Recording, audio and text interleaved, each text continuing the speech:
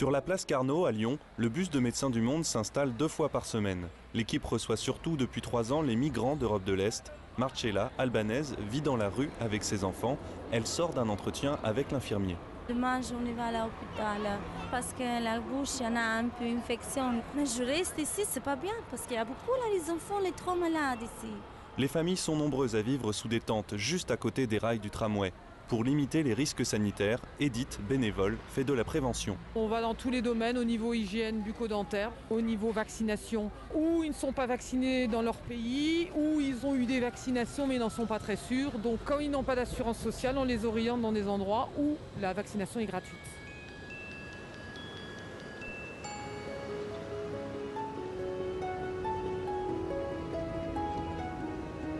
Nous sommes au centre de soins et d'orientation de Médecins du Monde à Saint-Denis. Ici, 50 bénévoles soignent et conseillent 80 personnes par jour, la majorité sans papier, comme Lucia en France depuis 3 ans. Vous êtes avec votre mari ici? Mon mari, il est à Moldavie. Moldavie. Ça fait un mois quand je suis très mal à la tête, je peux pas, je suis très énervée, ça me donnait des douleurs ici. Annie, infirmière, et Brigitte, médecin bénévole pour Médecins du Monde. Quand ils arrivent, pas de connaissances, une autre culture, plus ou moins rejetée, puis ils sont à la rue. Il y a des pathologies qui sont des pathologies d'angoisse. La deuxième chose sont les pathologies qui sont souvent des pathologies graves, inquiétantes. On est presque indispensable parce que où iraient les gens?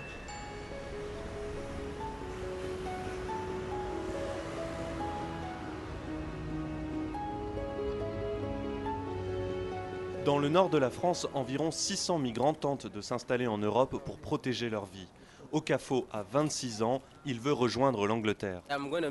Je vais y arriver parce que je sais d'où je viens, donc quel que soit le prix à payer ou les risques, je suis prêt.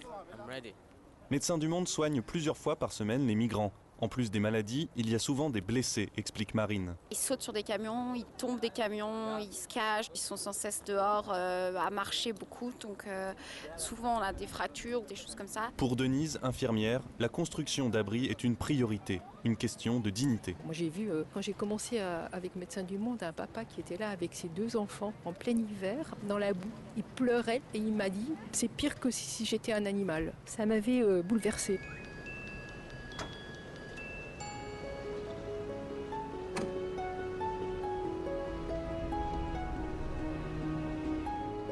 Dans le bidonville Rome de la Courneuve en Seine-Saint-Denis, les bénévoles de Médecins du Monde soignent 250 personnes et parmi elles, beaucoup d'enfants. Je m'appelle Déborah.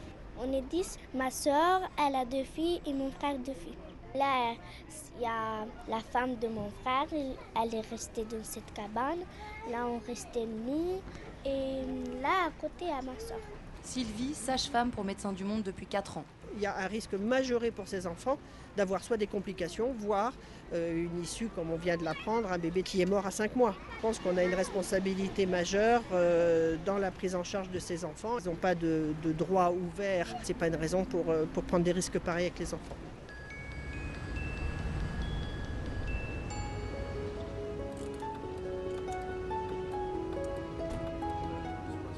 La priorité de Cyril, infirmier de Médecins du Monde à Bayonne, c'est d'informer sur le virus du sida et les hépatites. Est-ce que tu connais le VIH? Pour que je sache à peu près. C'est une maladie sexuellement transmissible. Ouais.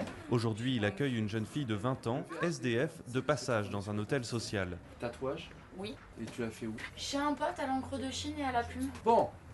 Donc là, on a les risques. Dans son camion, il propose un dépistage rapide du VIH et des hépatites, un moyen de lutter contre la diffusion des virus. Ça fait plus d'une dizaine d'années qu'elle n'avait pas fait de test. Donc voilà, c'est des personnes qui ne vont pas au rendez-vous, qui ne vont pas vers les médecins et que nous, on arrive à rencontrer, à accompagner. Et on sait qu'une personne qui se soigne n'est quasiment plus contaminante si elle est soignée correctement.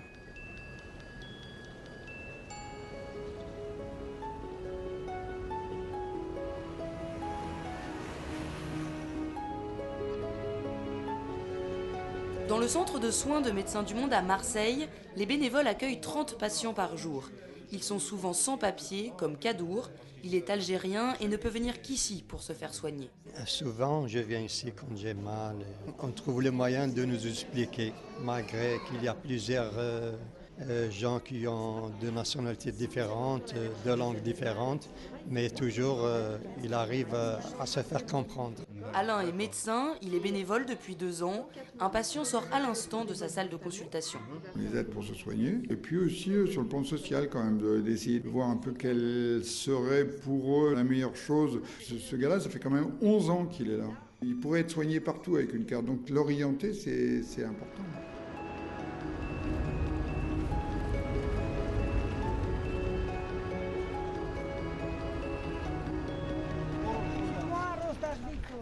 À Marseille, 200 Roms vivent au milieu d'une décharge. Ali, 20 ans, père de 2 enfants, ne se plaint pas de sa vie entre fumées et ordures. De toute façon, il n'a pas eu le choix. En Roumanie, il n'y a pas de travail. Et à cause de ça, nous, on vit à Marseille. Mon fils, il avait la bronchite. Le médecin, il est venu ici, comme ça. Il m'a donné des médicaments, c'est ça.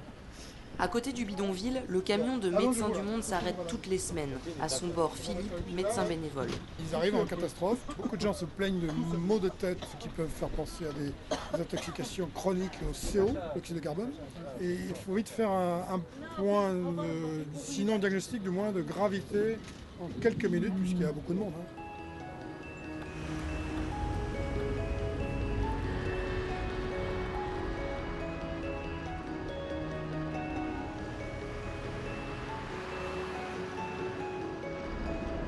Le funambus à Nantes sillonne la ville. Il s'arrête à chaque rond-point à la rencontre des personnes qui se prostituent et se battent pour survivre sans papier. Tiffany est arrivée de Roumanie il y a 3 ans. Si je le fais parce que j'ai besoin à vivre. Si je l'arrête, j'ai rien. Ça veut dire je peux pas payer mon loyer. Je peux pas manger. Les femmes ont toute confiance en Maïwen, intervenante santé du funambus. C'est elle qui conduit le camion ce soir. On accompagne les personnes sans jugement. On se rend compte des profils différents, on se rend compte des parcours et des expériences et des vécus différents.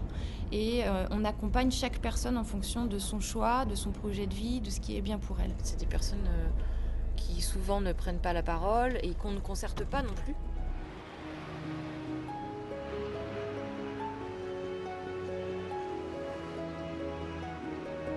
Dans la ville de Strasbourg, la nuit, un camion de Médecins du Monde arpente les rues pour aider les sans-abri.